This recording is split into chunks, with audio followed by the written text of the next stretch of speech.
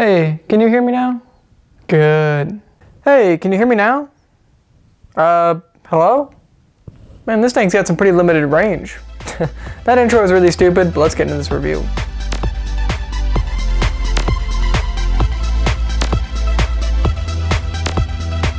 I do have an unboxing for this cell phone booster, so if you guys are interested, check it out. I'll probably have it right covering this box, to be honest. So it'll tell you that everything that this comes with. The good thing is that this thing basically does come with the majority of the stuff you'd need to set it up, which is pretty awesome. And if you want to know those specifics, check out the unboxing. So getting this thing set up is actually very simple. The external antenna has several different mounting options. The way I have it mounted up is on a antenna stand, like those metal triangle ones. And basically I just went as far as I really wanted to, basically, up near the roof line.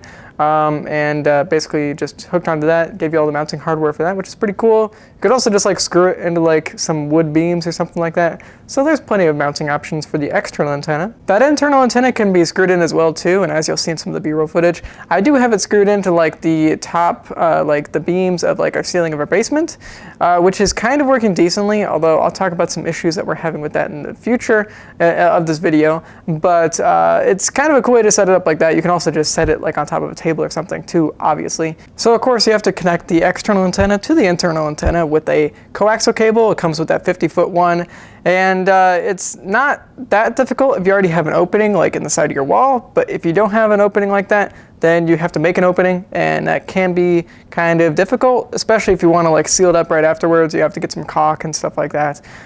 So that kind of sucks. Obviously, you could also just put this antenna at the top of your roof.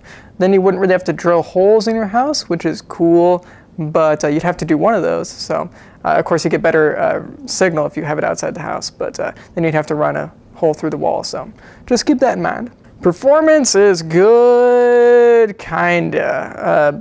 There's some issues with the performance, which let's get into. I get 3 to 5 bars right next to the unit, which is pretty good. You definitely get pretty good signal there, obviously. And you get pretty good speed if you run a speed test as well. So that's nice. Once I get to like the next room, which I'm like in making this footage right now, you get like 1 to 2 bars, which kind of blows, and it's kind of unreliable, 1 to 2 bars. So like you get it sometimes you don't get it, which is kind of annoying. I don't really know why the hell it does that. That's how it is. I have a metal furnace over here to the left of the camera here, and that's kind of in between the booster and me, but let's be honest, this thing was like $200. I expect it to go through a metal damn furnace. Like, come on, this thing is rated to have 2,500 square feet of coverage. I expect it to go through a damn metal furnace and get me at least 2 to 3 bars. Come on. And on top of that, my antenna outside is actually very, very high. So I actually get really good signal outside the house. So why the hell isn't this thing getting me good signal inside the house?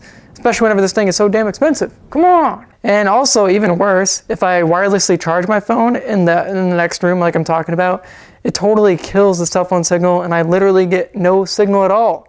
What is up with this? Come on, that's garbage. I know the wireless charging is probably blocking some of the signal, but come on. So for that high price point of like around $200, I definitely expect better performance than what this thing puts out. Especially because it doesn't even have 4G compatibility, it's only 3G. So why is this thing $200 to give you somewhat mediocre 3G performance? What is this? Now, I'm definitely considering doing this, but I wanted to come out the review first because honestly, this is more like a real case scenario using the cable this thing comes with.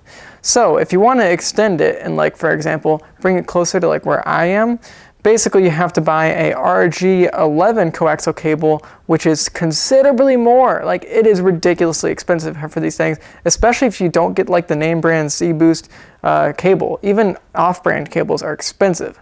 So what the hell is going on here? One great positive of this thing, though, is that it does work with a lot of cell phone providers, which is pretty sweet. I mean, the list really goes on and on and on, so just check out the Amazon page if you guys are really interested about what this thing covers. I have Verizon, for example, so it works great for that. Literally, all I had to do was plug everything together, and bam, it's boosting the signal. Mediocrely, of course, but it's boosting the signal. And they say on Amazon that you're supposed to call zBoost and set it up to like actually set everything up. I didn't call Verizon at all and it's still working. So if Verizon's watching this, yeah, I didn't set it up, but yeah, whatever. You guys don't really care anyway, do you? Come on. That said, I really did want more from this. I think I will eventually in the future get an RG11 coaxial cable. They're just so expensive. Like, why are they so expensive? It's like almost as much as like the unit itself, or like half the unit. It's what? But I might get that in the future. But regardless, I expect better performance with this thing that costs $200. What? And there are other models that might work better and other models that support 4G LTE, for example. But wow, holy shit, are they expensive? Like $500 for a cell phone booster?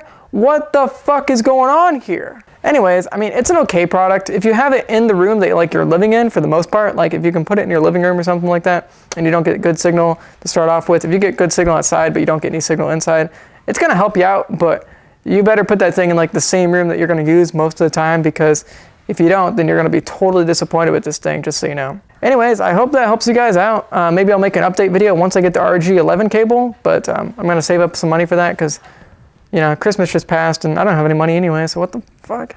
Damn it, zBoost. You know what? Thank you guys for checking out this video. If you have any questions about this product, leave it in the comment section. I'll try to address them. Like the video if you thought it was cool. Subscribe to my channel if you'd like to see more reviews in the future. And I'll see you crazy motherfuckers later. Peace out.